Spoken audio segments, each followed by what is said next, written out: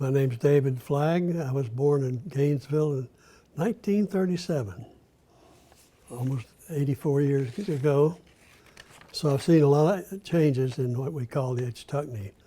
Local folks used to call it the Itch. I don't hear that as often because there aren't as many locals around the spring, and that's been part of the problem. Human beings want to enjoy it. Nature is going to go where it's going to go. And consequently, the Ichetucknee suffers from what used to be a litter of beer cans and soda pop cans on the bottom of the river because people would float down and discard their trash. Well, fortunately, there were people like my Aunt Lucille, her farm and family lived about 10 minutes away from the Itch. And Aunt Lucille started a lobbying effort to make the Ichetucknee a state park. And it's been successful, and it's helped minimize or lessen the damage being done by human beings. So my point being really, the Itch is a natural resource. Man has done some unnatural things to it that cause it to be jeopardized. Another remembrance of the early days had to do with you'd swing out of a big oak tree on a rope and drop into the head spring. Boom, splash, right into the boil. And the boil has gotten less, which is another way of measuring the lack of or the lessening of pressure, pushing the water up through the fissure. It comes out in such a force that you still can't swim right down to the opening of the boil. But it used to be, it would be pushed back. It couldn't get within 5 feet of the boil. Well, I recall, because we lived in Gainesville, not far from where my mother, her sister, the aunt who helped save the Ichetucknee as a state park, she used to invite me to come to their farm, which was about an hour's drive from Gainesville, our place in Gainesville. And I recall working in a tobacco field, hot, heavy work, and there's nothing better than going to the Ichetucknee after a long, hot day of being in a hand-picked crop. And I made a lot, for what was, for me, minimum wage, about 85 cents an hour. I naively stuffed my money in my pocket.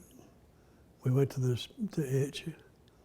We got undressed down to our underwear and went and jumped and enjoyed the cool spring of a hot day, hot working day. But when I got back to my pants, the money was gone. Somebody had swiped it. So it's maybe one of the early economic influences of the Ichetucknee River. It's a good place to get your money. Don't leave your clothes laying out on a log somewhere. And when you talk about jumping in, were you swimming in the river itself, or you were at the head spring? Mostly at the head spring was where we stayed, or where we staged. Swinging out of the oak tree on the rope and dropping in was the mainstay of our activity. But indeed, we did a lot of floating down the river itself in inner tubes. And then you could see back then the water was more clear. And I took for granted, like so many did, of the local folks that enjoyed the spring for recreational swimming purposes. You can go back to people having a party after a big hog killing nearby, a farm nearby. Hog killing meaning that when the weather turned cold in the fall, it was a time to harvest your hogs. There was so much activity like that oriented to agriculture, or oriented to farming. And that, of course, meant water for the plants, crops, for the cattle. And that has been the constant battle that as more people discover the Itch, more people have the opportunity to save it or only salvage it, because it won't last much longer. Why do you think the Ichetucknee River is important to Floridians?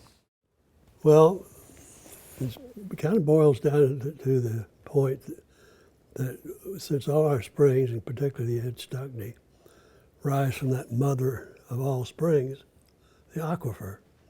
So the more we dip into that aquifer consumption, the less we're going to have of springs, the less we're going to have an Ichetucknee.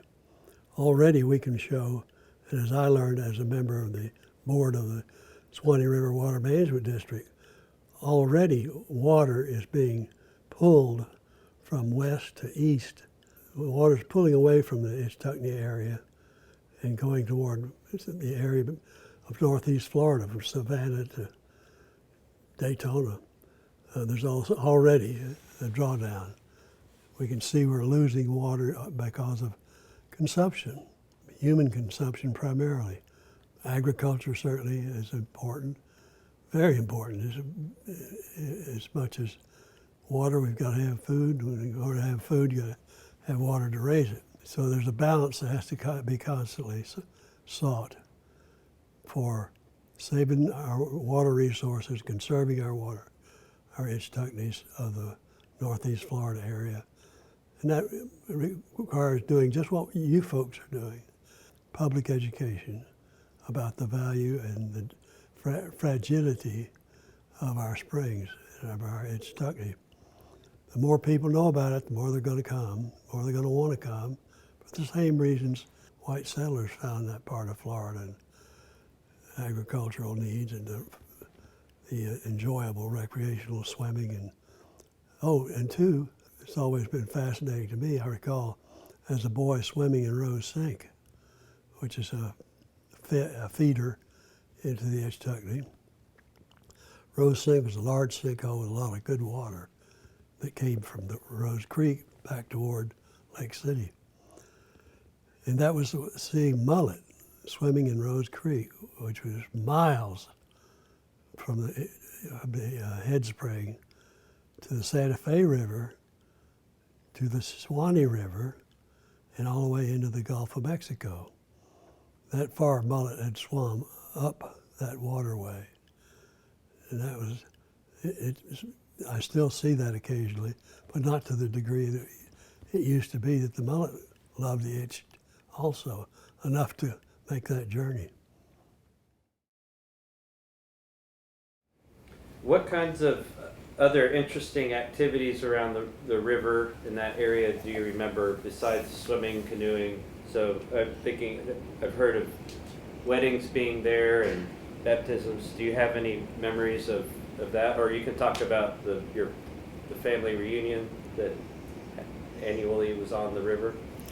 Yeah, my family on my mother's side had relatives that owned property on lower Ichetucknee, and we would have an annual family get-together on the birthday of one of our grandmothers, and people from the family would come from miles around and cities around to be there, and we'd spend the day eating good southern soul food and enjoying the company and enjoying the scenic view and the floating and swimming of the spring. And another thing that always took place nearby, and regarding there's all these smaller or smallish farms in the Ichetucknee area, there was a hog killing.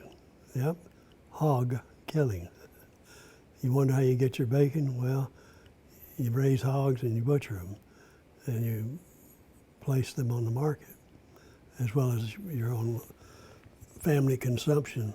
But every fall, when the weather turns cold, is time for hog killing.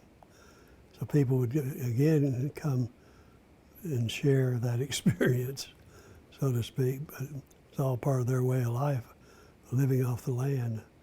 In this case, living off the hogs. I do recall seeing a lot of baptisms of various church groups at the head spring. Occasionally, maybe somebody down. For the most part, there would be baptisms by white and black people of the Ichetucknee was like a magnet for human activity. Crop growing, eggs and chickens being raised, all this took water. All this is manifested in why the Ichetucknee, the Suwannee, the Santa Fe are also vital and also only going to continue to exist if we allow it.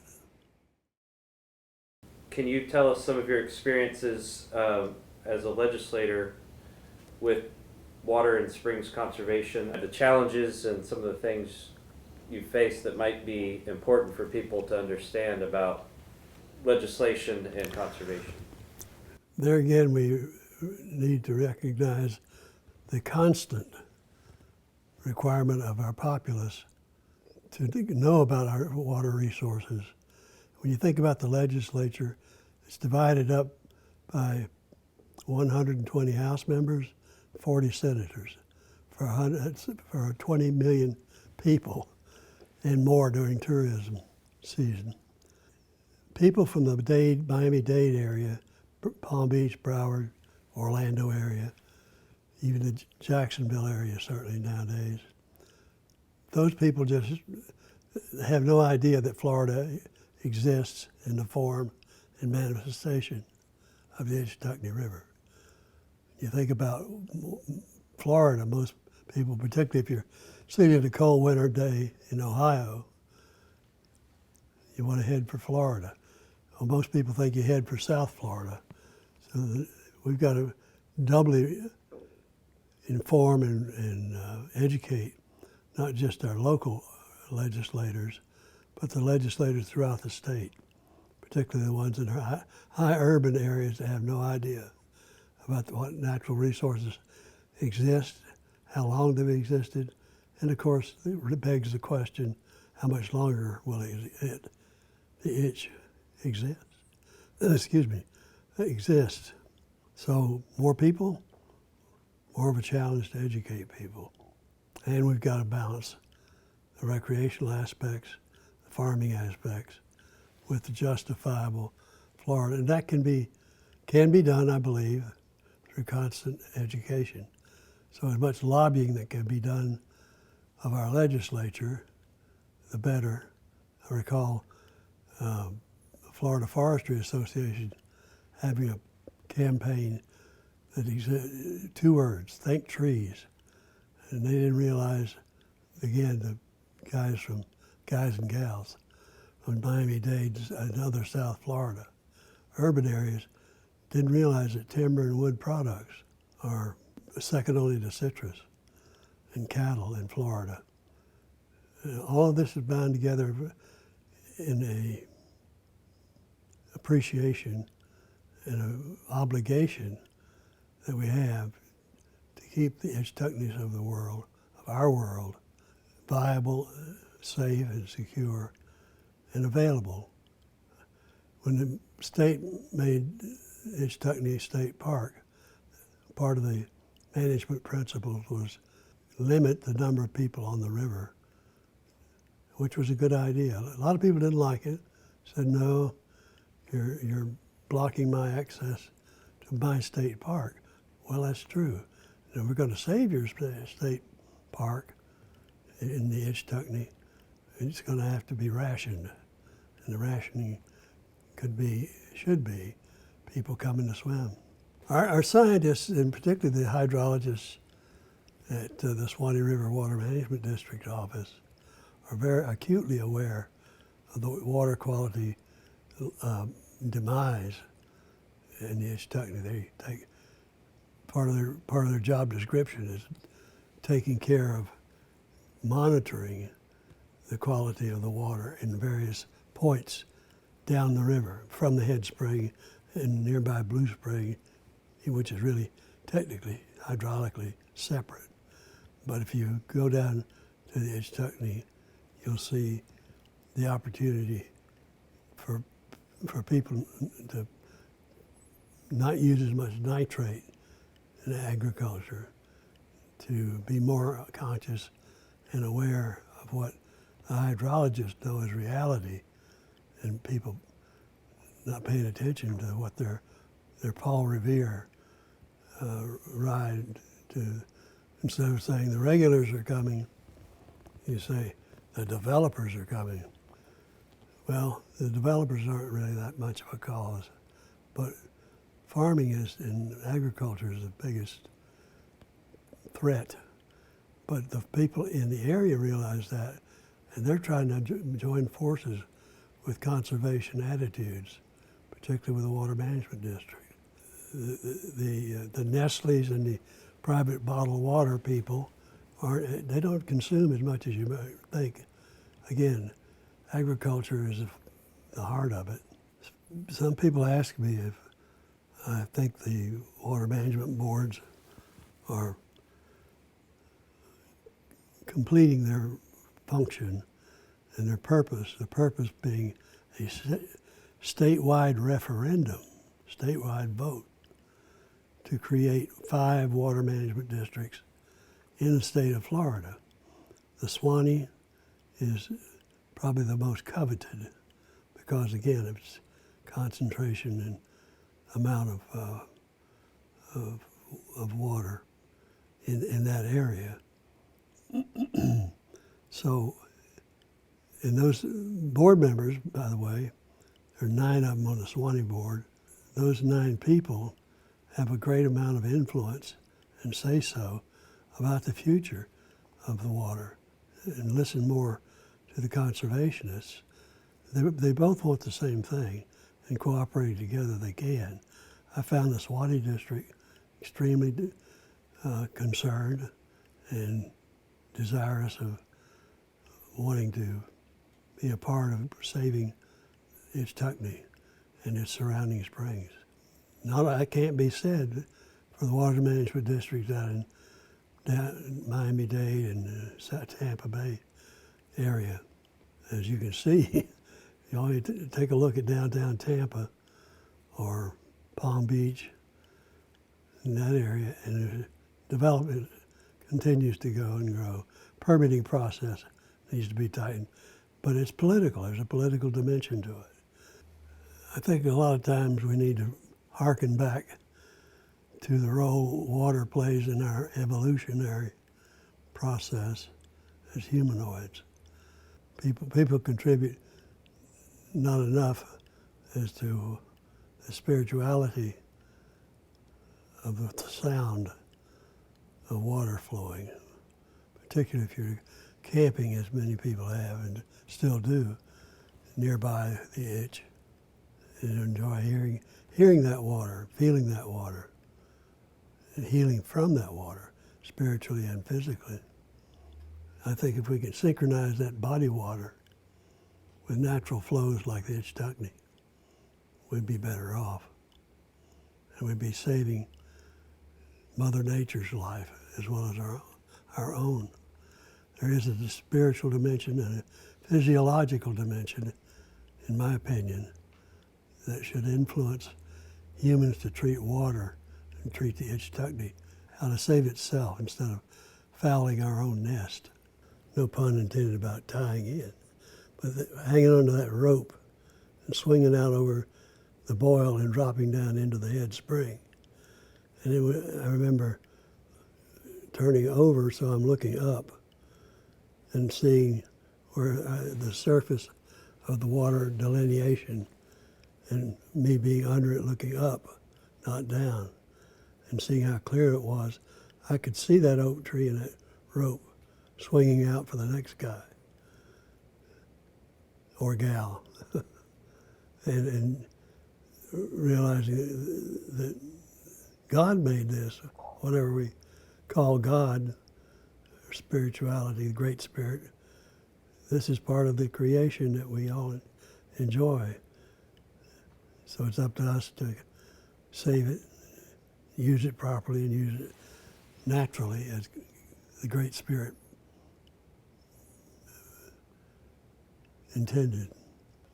Well, we should reach out to the agribusiness folks. That our objective is the same as yours. We don't want to harm our agricultural resources and financial prowess. We don't want to alienate. And indeed, many farmers, first thing they think about of a water management district is that word management. They're going to take management of the water away from me to manage my own herd of cattle. Well, outreach and public education is the only way you can reach these folks and try to do it in their idiom. And outreach and public education has got to be ongoing, and the legislature needs to properly fund it. One reason we still have an agricultural commissioner on the Florida cabinet is because of the influence of agriculture. It's still vital, still strong, still a money maker. It's a job maker. Water is equally, and Ichetucknee is an example, continues to be its natural resource in a world of unnatural circumstances. There's no singular, there's an Ichetucknee, and there's also, I call them siblings because they're part of a family of springs that are in this general area of Florida. Siblings meaning the proliferation of the manifestations of the aquifer exhibiting themselves all over, not just in the Ichetucknee River area, but as I mentioned earlier, as far down as Ocala and Silver Springs, Rainbow Springs. It's all connected. You know, I came up with that last night about the connectivity of what we call our springs system is really one giant resource of water in the form of the aquifer. I think the most fun I ever had was indeed at Ichetucknee, and it was free. Now you pay a nominal fee for state park maintenance purposes. But you think about how much of nature is free to those that protect it and take advantage of it and use it in a proper way, responsible way. Of course, as I say, the mother of it all is the aquifer with its providing of sibling springs.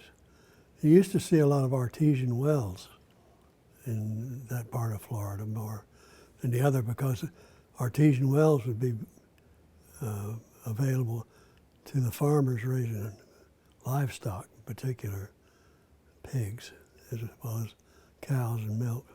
Well, we need to, as I say, we can't repeat it enough times. I mean, for example, everybody knows Coca-Cola, but they don't quit advertising.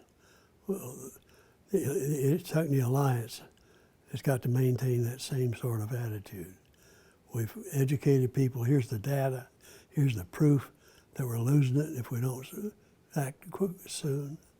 And unselfishly, public education is a must if we're going to be able to make any difference, any positive influence in saving the Ichetucknee and its siblings. But those, as I say, those artesian wells always impressed me because they would be spurting water straight up 5-6 feet in the air, showing how much pressure there was behind them, the water from elsewhere being pushed to where those artesian wells escaped the only way they could produce, which was straight up for the weakest point. The water was stronger than the land in that case. But nowadays you don't see many artesian wells. You don't see many at all. It's one measure of showing we're losing the battle. This is a more personal question. Did you ever feel like you had a intentional drive or decision to take your sons to Ichetucknee to enjoy it? Oh yeah, our sons, Byron and Eric, if I can mention their names, were brought up to honor and respect the springs and their mom and Chris and I often went to the spring as much as we could because we knew what a treasure it was then and good memories that could be had as a result of their exposure to Ichetucknee. And we used to also pitch a tent on the property of our cousins nearby that I mentioned earlier and camp out along the lower Ichetucknee. So our sons grew up with as I say, respect and appreciation because we wanted them to know what we knew, what we had experienced as a young person. It really does give me a lot of satisfaction to see our granddaughter enjoying the Ichetucknee and learning about why it's so special and learning respect and appreciation for her to be able to go there with her friends and perhaps someday her children. Oh, it almost sometimes thinking about it almost brings tears because you can see another person, another soul getting exposure to what she should be getting exposure to, and that is our natural resources. If I've not done anything in my parenting, my own parenting, it's being able to know that my wife and I, their mother, that we help them get to know the edge. I do recall the almost subliminal feeling when you get out of the spring water and you feel kind of tingling and refreshed and even renewed psychologically from being in this water that we take so for granted. We should always seek that kind of feeling, make us a better person. Again, I appreciate as a citizen, as a native, as a father, a husband, I greatly appreciate and thank on behalf of our family the work that the Ichetucknee Alliance is doing and continue to do your part, saving the itch.